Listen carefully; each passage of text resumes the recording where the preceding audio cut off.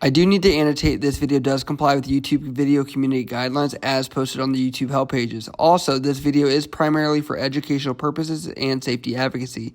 The content of this video does not show any content which anyone was harmed or injured. Here we have on our hands a Master Sergeant from the Air Force, which a lot of people are probably going to call to be kicked out for some of the misconduct that they have found through video footage that had been reported to police and has obviously been leaked online as well. My audience is primarily military. Most of you guys do have understanding of the basics of military conduct, the basics of handling pew-pews, and then lastly, the common sense that you can break down this footage and say, what were you thinking and how dare you use these excuses as a reason why you would ever be able to use these pew-pews the way that you have. So the report from Stars and Stripes says, police say Air Force Master Sergeant pulled a pew-pew on a 19-year-old in a road rage fit. They say a 40-year-old Air Force Master Sergeant in Arizona is accused of pointing a pew-pew at a teenage driver in suburban Phoenix during a recent road rage episode, and video footage from the driver's cell phone shows him asking if she wanted to D, authorities said.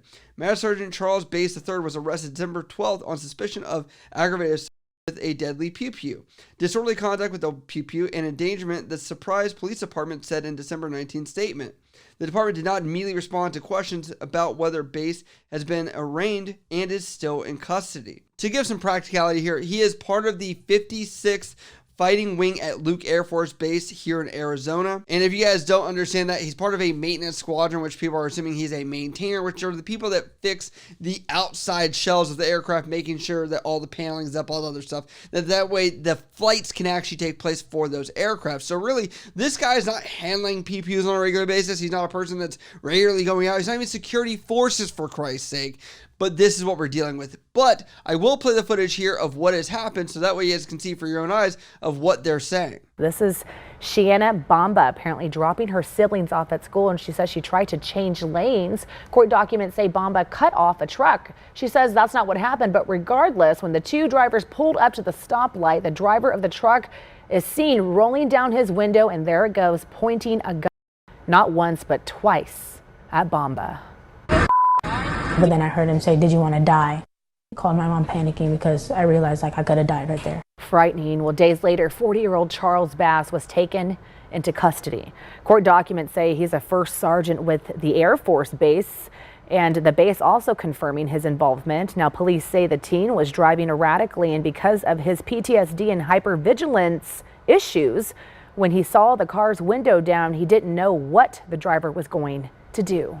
There's nothing I could say out my mouth that could threaten you that bad to have your finger on her. Yeah. And I was in the car by myself. So when Bass was asked why he pointed the gun at Bamba twice after realizing it was a young woman, he said he did not know why. Does attribute that he has no idea why he did it. On top of that, he also is saying because of his post-traumatic stress disorder, and that's why I wanted to bring that down to this channel, because I believe my audience here and myself, we can break this down to a level that is just so bare bones that this is a lot of BS that I don't think is fair that the civilian population will see. I do agree that us as a community, veterans, active duty, whoever else, people that are interested in military stuff should hold that accountability as well. This person, if they do have post-traumatic stress disorder, right? And we also understand that this is not from just combat. We can have PTSD from other things besides that. Could be childhood, other things like that. However, there are people that have trauma from childhoods, etc., that do not claim that's why they're shooting other people. And I don't think the military should get any kind of offhand because of that. And people are pissed off about that as well. And because he has probably deployed, I will say he's learned the 4 lessons of any weapon you would ever handle. Treat every weapon as if it's loaded. Never point at anything unless you intend to shoot, which was he intending to shoot her? Probably not, but that doesn't matter. Intent doesn't matter here. Then keep your finger off the trigger and keep your weapon on safe. Those are all the things that he needs to do, and he executed all of them poorly. Where I'm getting frustrated with this instance here is that as I'm editing this video, I wanted to just annotate for 1 second that imagine you are a junior service member that is looking to advocate to why you messed up or something, and if the answer I don't know would have ever flown. The reality of this is that would never fly for anybody. So I don't understand why that's the case. And on top of that, him making this statement saying that he wasn't sure why he did it essentially is probably not going to look too good in court either, and I'm sure his attorney is going to wish he had never said anything in the first place. Military often get clumped all together as the same. And a lot of civilians do not understand that a civilian person could be the maintainer guy that we're discussing here that never really handles it, or even further away from that truth would be someone that works in an administrative department versus somebody that's all the way being trained up on a regular basis like Navy SEALs, Army Rangers, things like that, that probably shoot more often, or infantry, for example, right? I'm actually very frustrated with this because it does a few things here. It makes people lose trust in military and their capabilities to handle tough, stressful situations. And on top of that, if you've looked at the history of anything, they've actually tried to advocate for veterans to have these types of PPUs on some kind of school grounds to protect children, for example, in the past, as we've looked at solutions. This doesn't help that. So doesn't help the mental health stigma that goes along with military. And I believe that this actually shows a lot of neglect for the 2A movement, as well as people are looking at military as, I would say, top tier people that have been trained and use these in professional settings and have been formally trained in that they would not do things like this. And I'm not the only person that is upset by this. There are people across the internet that have actually come out and said a lot more than I have, but let's read some of those comments. MD Marauder says, F this guy and F him for pulling the PTSD card. The pending aggravated A charge just means he'll be retired soon.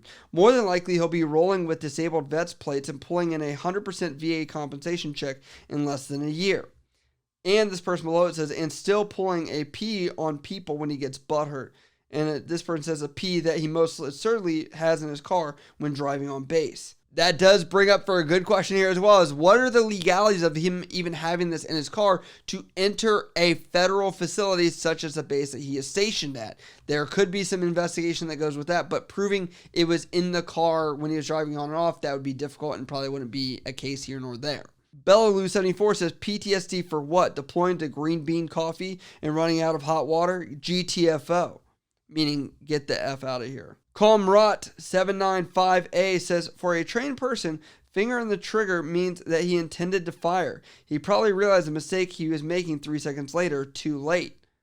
I would disagree with this sentiment because the fact that if he did find out after the first time he did it, there was a mistake, he would have been like, let me de-escalate this. But that was not the case, as he actually done it twice. So meaning he had doubled down more than once on this instance here. So just putting that out there for you guys in a digestible format. Again, I hope that a lot of us share some similar sentiments and obviously want to be advocates for people that actually do follow appropriate safety for pew-pews. And on top of that are good advocates for the U.S. military and obviously in the communities that we do serve in. And I obviously hope this also still holds trust in the Arizona community as well, because the fact that, you know, military people are moving all the time from a duty station every couple of years. So hopefully this doesn't have any long-lasting impacts on these people. And they still think highly of the military. But as always, this is where I leave you guys with the common sense approach of what do you think about the breakdown in this digestible format. As always, if you guys like what I cover on this channel, hit me up over on Instagram, Snapchat, Twitter, TikTok, or down in the comments below. I love you guys. I'll see you next time.